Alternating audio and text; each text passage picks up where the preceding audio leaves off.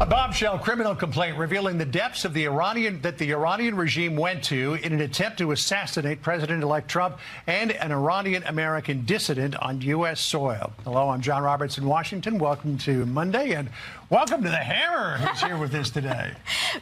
Good to see you. It's good to be here. It's good to be awake. I feel like I needed multiple weekends after that. You brought the Hammer down last week. Thanks. Good to be with you, John. I'm Jackie Heinrich. Sandra Smith has the day off. This is America Reports.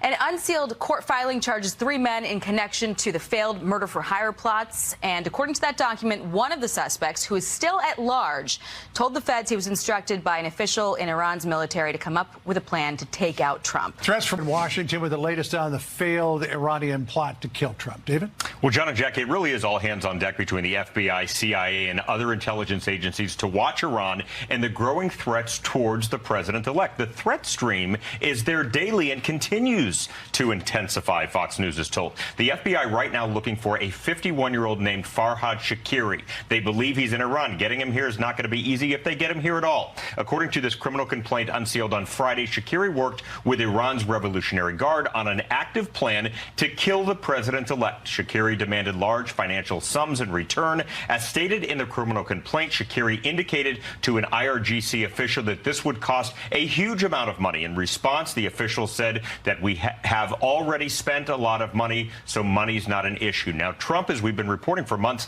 has been on the radar of Iran's radical government since he ordered the killing of Iranian National Guard's leader Qasem Soleimani in January 2020. Officials see these plots, and there have been several, as a chance for revenge. Law enforcement sources also tell Fox Iranian-American dissident Masih Alinejad was also a target of this foiled or interrupted plot. The DOJ says Shakiri worked with 2 men based in New York City to surveil and murder Miss Alinejad. I don't deserve to be followed by killers. 3 attempts on my life. I'm only 45 kilos. I'm not carrying any weapons. And the Biden administration advised me to go under witness protection. It means that I have to get disappeared. I don't want to get disappeared. The 2 suspects who authorities say Shakiri hired to kill Miss Alinejad in custody, but the one they want, John and Jackie, the mastermind Shakiri, who's in Iran, and again, I said it's going to be tough to see if he even comes to the United States. If they all right, so, charges from the DOJ are one thing, but what's the administration doing in terms of reality? Yeah, well, sanctions, anything else, any other kind of action? Nothing else, just charges. All right. 2 in jail, looking for 1. Well, that may change as of January 20th. Possible. We'll see. David, thank you. Thank you. All right, so let's bring in Morgan Ortagus, the former State Department spokesperson and founder of Polaris National Security.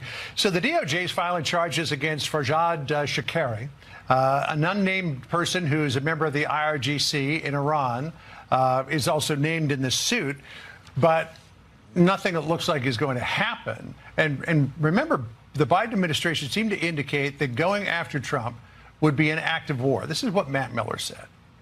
We strongly condemn the brazen threats, and we have made clear that should Iran attack any of our citizens, including those who continue to serve the United States or those who formerly served, that Iran will face severe consequences. Face severe consequences, but there don't appear to be any. I mean, there's charges against this guy Shakiri, but nothing much else is happening. Well, my question is, where were these harsh words from the Biden administration 3.5 years ago when we learned about these threats? They have been extensively reported on. Thanks to you, John, for allowing me to come on your show all these years and talk about it. It's been in print media. We know these threats have existed from the Iranian regime.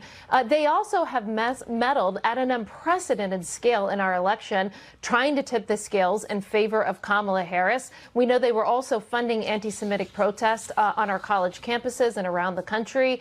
So it is truly unprecedented that a hostile state, a foreign actor, would try to assassinate the former president and some of his former top deputies on U.S. soil. And the Biden administration really didn't talk about it until this year, whenever the threats really intensified. Not just threats, by the way, active plots that had to be thwarted. They didn't talk about it 3.5 years ago because they wanted to get back into the failed Obama-Iran nuclear deal called the JCPOA. And they were so eager to get back into that they buried these things. And now the chickens have come home to roost. And you see, of course, these threats. You see the meddling by Iran in the election. And listen, they picked the wrong horse to back, because that it was certainly not smart to try to go after former President Trump. But what should the Biden administration be doing, though, Morgan, in order to show that no matter who the president is, that the U.S. is going to stand up against these kinds of attempts or threats of attempts on, a leader's life? Good question, Jackie. First of all, the Trump sanctions, the maximum economic pressure campaign against the Islamic Republic of Iran from former President Trump, those sanctions never expired. And those sanctions were always on the books. The difference is that the Biden administration did not enforce those sanctions. So now we see a precarious position where Iran became $90 billion richer. So you have to get back to just simple things. Start enforcing the sanctions that are on the book. You always have to be willing to extend the hand of diplomacy. We said that all the time in the Trump administration. We were willing to talk to Iran. We were willing to negotiate at any time in any place. But it was the Iranians that constantly refused that diplomacy. And so, no one is seeking any sort of conflict by any means, but there are sanctions on the books that can be enacted right away. And you have to draw very clear red lines for the Iranians. For example, it should be totally intolerable that Iranian proxies are able to target U.S. Navy ships with ballistic missiles and other sophisticated deadly drones. They target our ships, they target our diplomatic facilities throughout the Middle East and our military facilities as well. President Trump made it clear in his first term that, one, Iran would never get a nuclear weapon, and two, that the Iranians should not, through their proxies or through themselves, hurt any American or kill any American. In fact, we saw 3 dead Americans in Jordan in January, 3 service members from an Iranian-made drone. So you have to reestablish very clear red lines for them. So in terms of red lines, we wonder what will happen with the war in Ukraine. Trump promised in the debate that he would end the war in Ukraine before he took office. According to reports, he's already talked to Putin at least once. Here's what Axios said. Trump warns Putin in call not to intensify war in Ukraine. The source said Trump's message to Putin was roughly, don't escalate because I have weapons too. Do you expect that Trump will get this thing solved before he takes office on January 20th? If not before, hopefully soon after. Remember, around the time that he is inaugurated is very close to the 3-year mark of the war in Ukraine.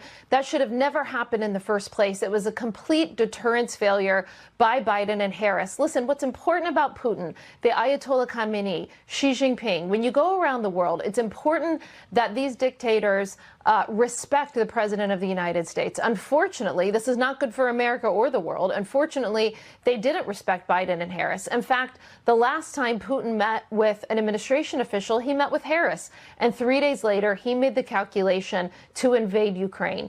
So I think that you will see a very different experience with Trump and with Vance than you saw with Biden and Harris. And you want this. I mean, listen, we're talking about the worst war on European soil since World War II.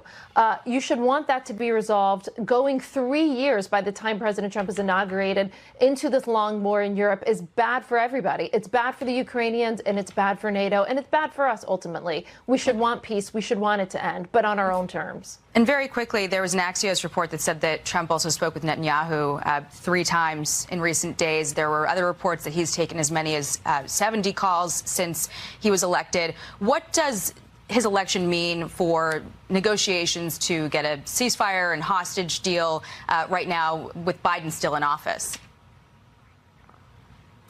Yeah, so President Trump made it very clear throughout the campaign, and I would say out of all politicians, he is the type of politician that looks at what he promised to do during a campaign and actually, tries to enact that as policy whenever he is president. He did say that he wanted to end these long wars, that he wanted to see peace in the Middle East. I do think he actually cares very much about the plight of the Palestinian people and what's going on in the Middle East. The reason why we're at a war in Israel over a year later is because the Biden-Harris administration tied Netanyahu's hands behind his back over and over and over again. And you saw the marked difference. Trump said reportedly to Netanyahu, do what you need to do. Biden told Netanyahu after Iran hit them with ballistic missiles the first time, take the win. And that's the big difference. Yeah. All right, Morgan, great to see you. Appreciate you coming on today. Thank you. Thanks, Morgan. Thank you so much. Hello everyone, and thank you for watching. Support our channel, and don't forget to subscribe, like, and share.